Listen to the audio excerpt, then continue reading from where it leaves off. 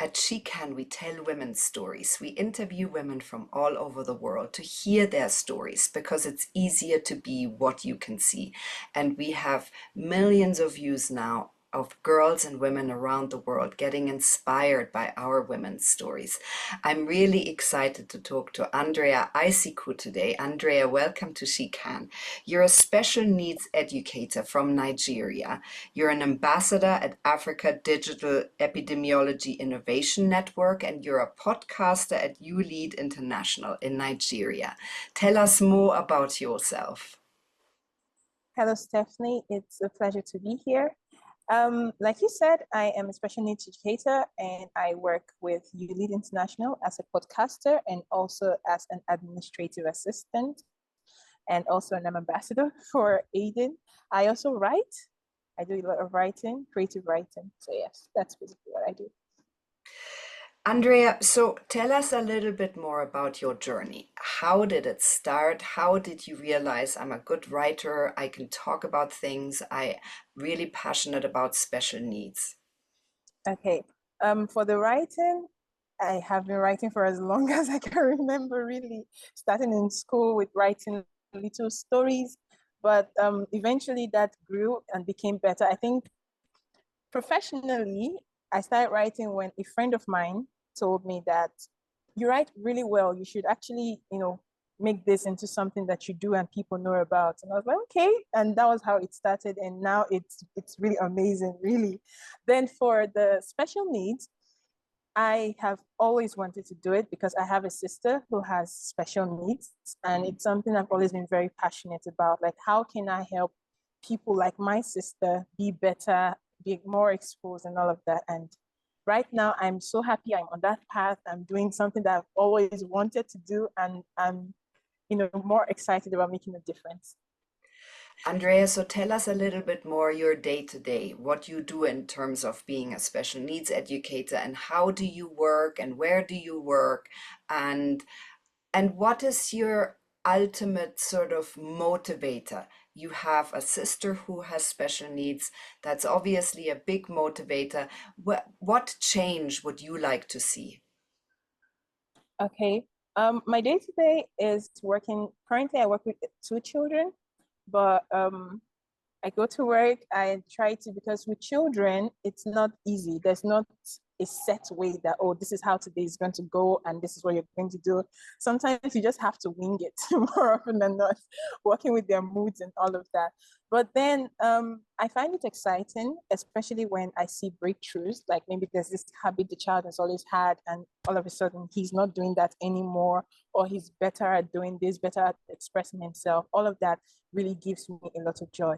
When it comes to motivation, yes, you're right. My sister is my biggest motivation in this career path. But then I also strive for excellence in anything I do. I really want to make impact in the lives of children, not just my sister now, but people with learning disabilities and intellectual disabilities. So that drive for excellence, drive to make a difference, a drive to be the change I want to see, that is one of my greatest motivations. And I love that, Andrea. That's why we're here with She Can. And tell us a bit more about the qualities that you think you possess and that really serve you every day with your mission. Okay. I think I'll narrow that to three: ambition, character, and excellence. Ambition is I have a drive, I have a goal that I have set for myself, that this is where I see myself in 10, 15, 20 years. And I constantly ensure that I am working towards that. In whatever task or whatever role I am filling right now, I am doing all of that, looking at that goal that in the end, this is what I want to be. Then when it comes to character, it's more of empathy. I am a very compassionate person. I like to put myself in other people's shoes. So in anything I'm doing, I'm trying to ensure, okay, if I were this person, would I want to be treated this way? How would I want to be treated? And I ensure that I treat everyone with equality, treating everyone as I would want myself to be treated. Then, like I said, with excellence, I always want it to be that whenever I do something, there is a level of quality that is associated with me. That yes, Andrea did this and this is excellent. This is what Andrea does. It's like a thing, you know, when you see something that Andrea has done, you know, yes, this is excellent. So yes, those are my top qualities that I would say yes. Andrea, so tell us the change that you would like to see, and where would you see yourself in 10 years' time? Okay, in 10 years, I hopefully would want that the organization that I want to set up would be full blown and, you know, with proper structure, with proper layout and everything. And I intend to have an organization where we create awareness for people with learning and intellectual disabilities. I'm calling it Teresa's Lighthouse after my sister. She's Teresa. So I would love to see that, you know, fully in place. I would also love to see, I think I see myself in academia, you know, teaching, working with young people, you know, to push that drive and ensure that, yes, we're doing more, especially for people with disabilities, and also working still with other organizations that are trying to improve lives of women, you know, to dream young people, especially to dream, be more, especially in the legal way. Amazing, Andrea. So if you had a wand and you could change one thing, what would that be? Ooh, okay. I think it would be how people react to quick money or quick Mm. success.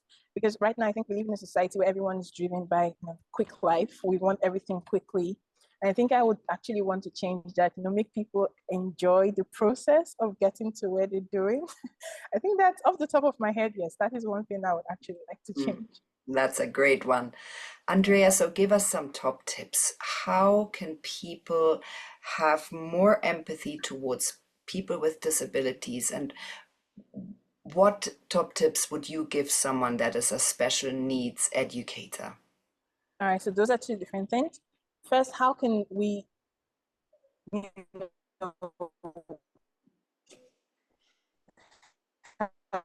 help children or people with disabilities is first see them as humans. They're human beings first. That's the first. We already understand, okay, there is a problem. There is a problem now. Help them with patience. I think that's where people who are going to special education now comes in, because working with human beings normally requires a lot of patience, not to talk of working with someone you know now has a need.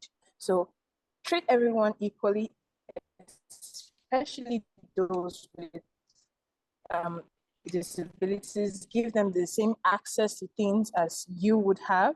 And then if you're working, we know that it's not a, you know, it's not something you get at the snap of your fingers. You have to keep working on it until you see results. That's amazing. Andrea, and tell us a little bit more about your challenges that you face and how you overcome them. Okay, so I would say I like to take on a lot. And that is one challenge that I have. I am working on it. I like to take on a lot because I like to always be busy. So I like to take on a lot. And how I'm overcoming that, I try to remind myself that it's one step at a time, one thing at a time. And if I take on too much and I break down, I won't be able to do anything at all. So by reminding myself that one at a time, I'll get to where I'm going. Yes, I'm learning to overcome that. Andrea, and what about your successes? What are you most proud of to date? Okay. I've had quite a number of successes, really graduating with first class for my first degree, pursuing my master's. But I think what I'm most proud of is the person I am becoming. I am becoming more self aware. I am becoming more attuned to what I actually, my purpose, what I want to do with my life. And I am so happy that I have found that and I am working towards that. That's what makes me most happy right now. I love that answer, Andrea. Thank you so much for such a beautiful Well, answer. So, what are your plans and your goals? We know that you have a big goal in mind over the next 10 years. What are your other plans and goals that you're trying to pursue over the next years? okay. Like I already said, I hope to set up an organization for people with disabilities, learning and intellectual disabilities. I hope to get into academia and, you know, of course, get married, start a family, That's and lovely. keep improving myself. I think that's the major thing. I never want to be the person who, they'll say, oh, she was better then. I always want to be better than I am yesterday. Always be better. Keep improving on myself. Which is such an inspiring view to have. Thank you so much, Andrea, for talking to us today and telling your story so beautifully.